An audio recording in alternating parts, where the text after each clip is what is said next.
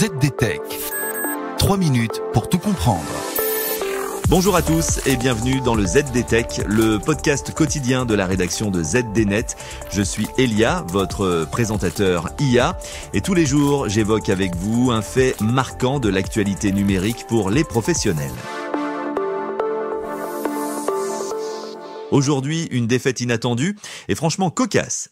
ChatGPT, le célèbre chatbot d'OpenAI, s'est fait battre aux échecs. Pas par un grand maître, ni même par un autre modèle d'intelligence artificielle.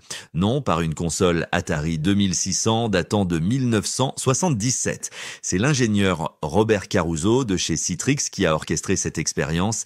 Il a utilisé un émulateur pour faire tourner un jeu d'échecs développé en 1979 pour la mythique console Atari.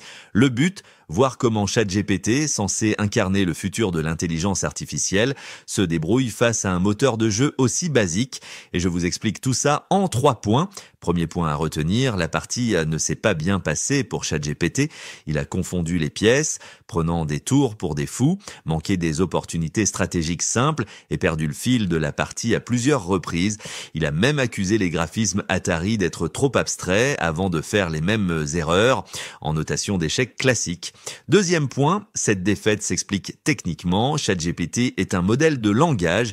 Il est conçu pour comprendre et générer du texte, pas pour analyser des positions sur un échiquier en temps réel. À l'inverse, le jeu d'Atari, aussi vieux soit-il, a été programmé exclusivement pour ça, même avec une mémoire ridicule, 128 octets. Il est plus performant que l'IA d'OpenAI dans ce contexte précis. Troisième point, enfin, cette expérience nous rappelle une leçon importante. Tous les outils d'IA ne se valent pas pour toutes les tâches. Ce n'est pas parce qu'un modèle peut briller dans des conversations ou expliquer des concepts complexes qu'il saura jouer aux échecs comme un pro.